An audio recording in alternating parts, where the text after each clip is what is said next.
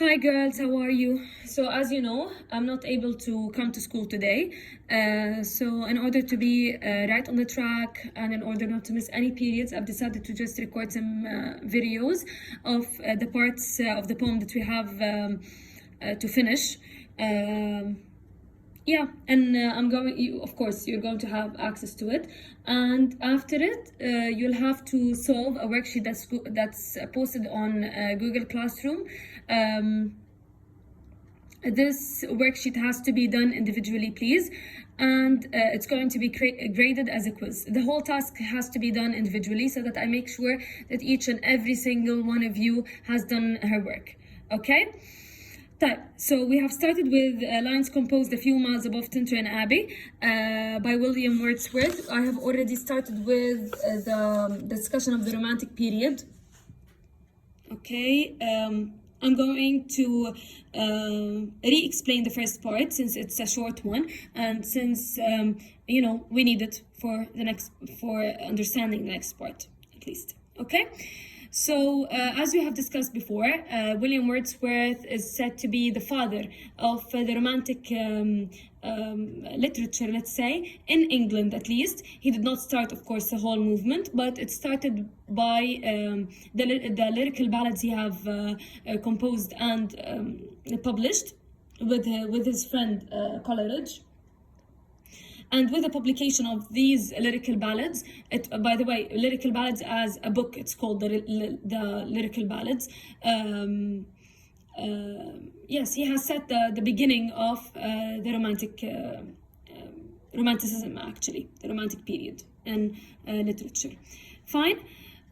So yes, let's go through the poem part by part, and please pause the video whenever you need to write notes. By the way, this is not going to be re-explained in class. Okay, so let's start with the first part. 5 years have passed, 5 summers with a length of 5 winters. And again, I hear these waters rolling from their mountain springs with a soft inland murmur. We have 5 years have passed, 5 summers, 5 long winters, which show us that he has revisited this place again after 5 years. So he has been there 5 years before. Okay? And again, I hear these waters, which means that he has heard these waters before. Rolling from their mountain springs. Remember that he was here revisiting the banks of the Wye, which is a river there. Rolling from their mountain springs with a soft inland murmur. Murmur here is a figure of speech. It's a personification. Okay, once again do I behold these steep and lofty cliffs. We have to pay attention to the adjectives used.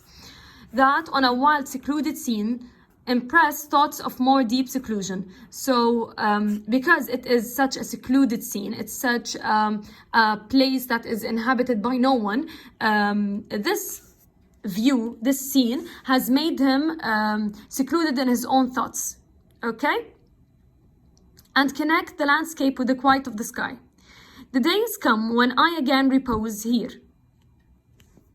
under this dark sycamore, and view these plots of cottage ground. Sycamore is a tree, of course, it's a type of tree. These orchard troughs, which at this season, with their unripe fruits, and clad in one green hue, and lose themselves mid grooves and copses. So here he's just describing the scenery with the unripe fruits, with the leaves, with the bushes, and so on. Once again, I see these head grooves, hardly head grooves, little ones. Head grooves are just rows of bushes, just here to establish a scenery, a natural scenery. Okay? Of supportive wood run wild, these pastoral farms. If we just concentrate here on run wild, pastoral farms and run wild shows us that this place is not inhabited by people. It is a secluded place after all. Green to the very door, and wreaths of smoke set up in silence from among the trees. So he adds to this scene smoke that is coming from within, from between the trees. Okay, smoke here shows us that there is an inhabitant, there's someone. But at the same time, he completes to say, set up in silence from among the trees with some uncertain notice as might seem of vagrant dwellers in the houseless woods. Houseless woods show us that it is it's an inhabited place because it doesn't have houses. Okay? So first of all, he says that it probably is of vagrant dwellers or of some hermit's cave. Hermit is a religious man, a Christian religious man who stays stays alone in a natural place just to have some meditations, have some peace with God. Okay, in Islam we have something similar, which is الاعتكاف. We usually نعتكف بالmosques and so on. According to Christians, it's a little bit different. Where by his fire the hermit sits alone. Here, from the beginning of the poem until here, this is the first part of the poem. So yeah, make sure you answer the questions related to the first part.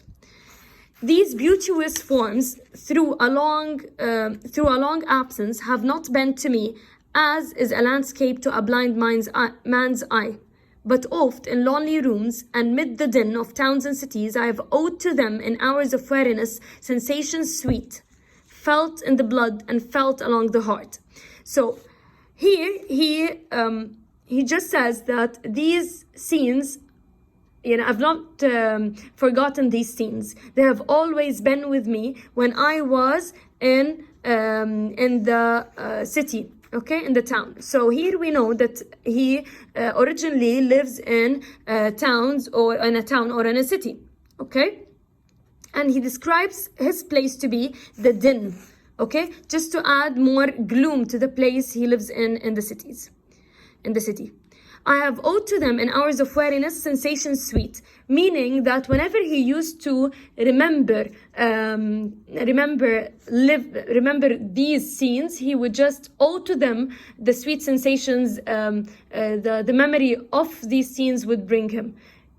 He would just sit alone, okay, and in that gloomy place, when he remembers the beauty of Tintern Abbey, he would just feel better. Okay, by merely the memory of Tintern Abbey. Felt in the blood and felt along the heart. So this sweet sensation, this sweet feeling is felt by him in the blood and in the heart. And passing even to my purer mind, again, with tranquil restoration, feelings too of unremembered pleasure. So again, this scenery, the memory of this place brings him pleasure, such perhaps as have no slight or trivial influence on the best portion of a good man's life. His little nameless unremembered acts of kindness and love. With the remembrance of such a place, he remembers how kind and how a loving person he is. Okay? Nor less, I trust, to them I may have owed another gift of aspect more sublime, that blessed mood in which the burden of the mystery in which the heavy and the weary weight of all this unintelligible world is lightened. Excuse me, but I'm reading from the phone, that's why. Any case. So what he's saying here is that he owes again to the memory, to that memory of the Tintern Abbey, the erasing of his burden. Okay, all the suffering that he feels in the city and the misery that he feels in the city are just erased by the mere memory of Tintern Abbey. Where have we stopped? To them I may have owed another gift. Okay.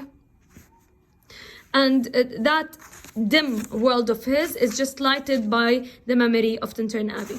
That serene and blessed mood in which affections gently lead us on until the breath of this corporeal frame and even the motion of our human blood almost suspended, we are laid asleep in body and become a living soul.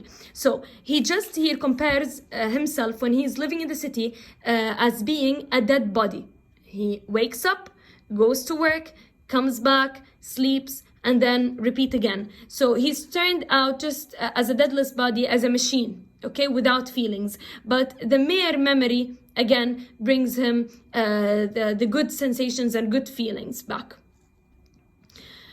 So yes, we are laid asleep in body and become a living soul, while with an eye made quiet by the power of harmony and deep power of joy, we see into the life of things. Okay, so again, this memory brings life to everything.